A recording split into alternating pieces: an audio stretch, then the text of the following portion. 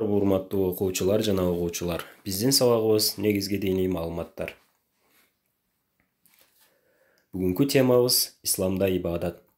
Биз буга чейин исламда ыймандын шарттары аттуу 8 темадан турган бөлүмдү бүтүрүп, бүгүн исламда ибадат аттуу жаңы бөлүмгө өтөбүз. Ислам дининин 3 түркүгү бар. Алар ыйман, ишеним, ибадат жана адеп ахлак. Ислам дини мына ушул 3 түркүктүн үстүндө курулган. Бул түркүктөр бири-биринен ажырагыс мааниге ээ.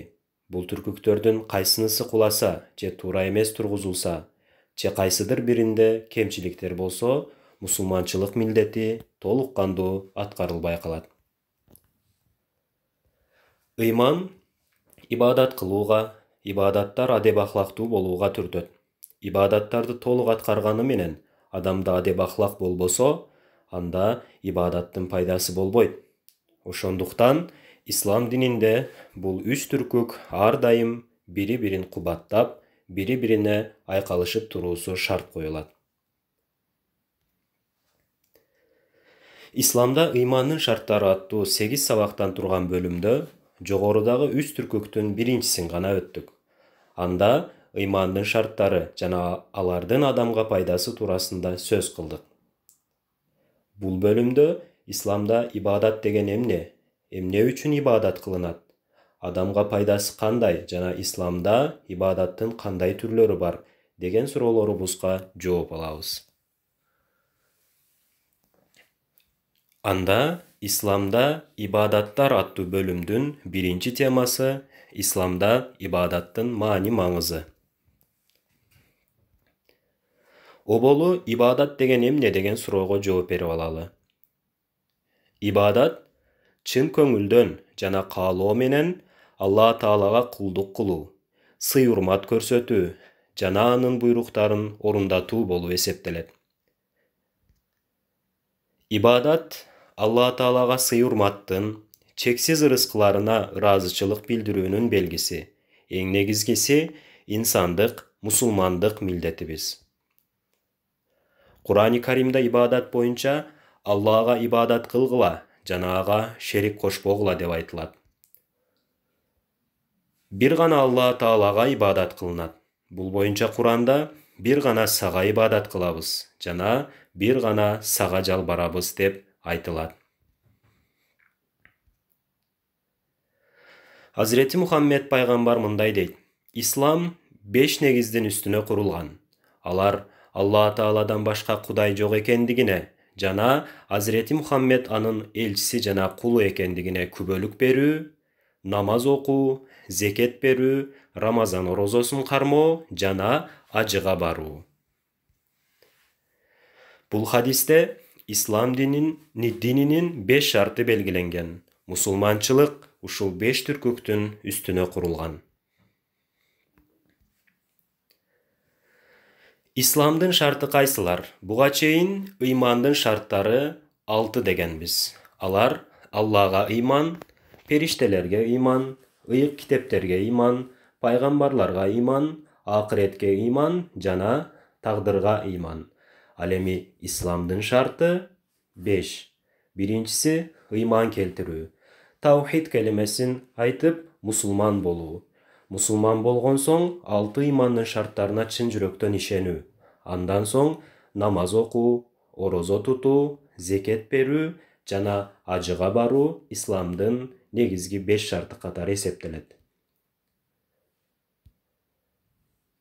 Бирок булар ибадаттар болгону менен ибадат жалпысынан булар менен чектелбейт. Булардан сырткары мусулманчылыктын шарты катары Алланын ыраазычылыгына татыган туура жана пайдалуу иштер да ибадат катары эсептеле берет. Мисалы Куран окуу, адалдан акча таап эмгек кылуу, кыйын абалга кептелген адамга жардам берүү, кедей-кембагалга, жетим-жесирге жардам колун сунуу, ата-энеге сый-урмат көрсөтүү, адамдарга зыян берген нерсени жолдон алуу, жакшы сөз сүйлөө, ар дайым жылмайып туруу, Алла Таала тыюу салган жана зыяндуу нерселерден узак болуу, жана ошондой эле билим алуу, китеп окуу да ибадат катары эсептелет. Бир ибадатты аткарып коюу менен чектелген болобу? Же болбосо бир ибадатты аткарып коюу жетиштүүбү? Эч бир ибадат бири-биринин ордун толуктабайт.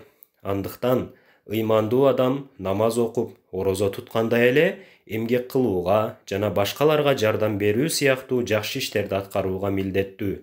Демек, мен намаз окуйм, бирок орозо тутпаймын деп айтуу.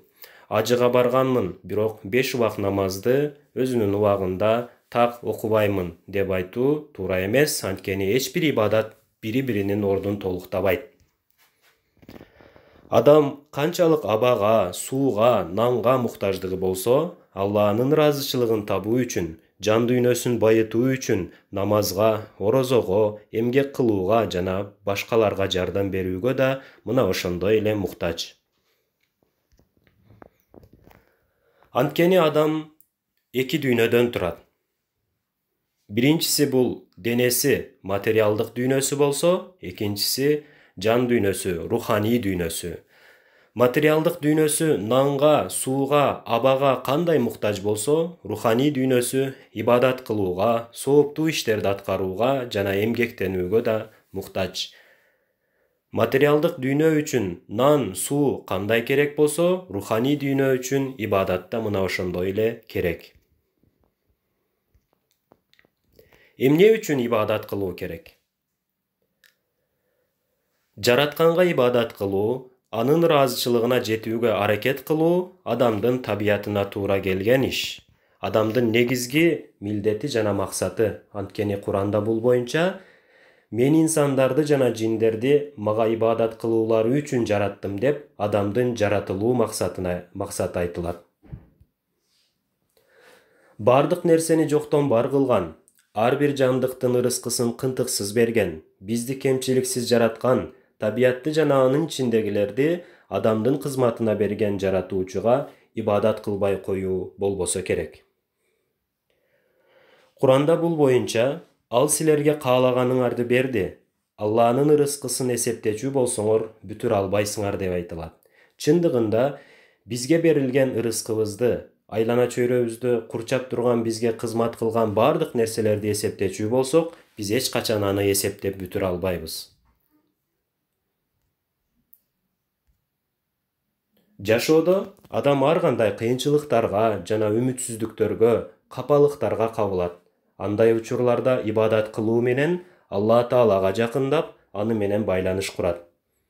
Анын ырайымына жалбарып, кыйынчылыктардан кутулат жана позитивдүү энергия алат. Адамда үмүт пайда болот. Бул боюнча Куранда көңүл бургула, жүрөктөр Алланы эстөө менен гана тынчтанат деп айтылат. Демек, үмүтсүздүккө кабылганыбызда, капаланганыбызда ибадат кылуубуз бизге жардам берет. Ибадат Аллага болгон ыйманды артырат, ага болгон сүйүүнү күчөтөт, адеп ахлакты жакшыртат, жаман ойлордон арылтат, күнөө иштерден узак кылат.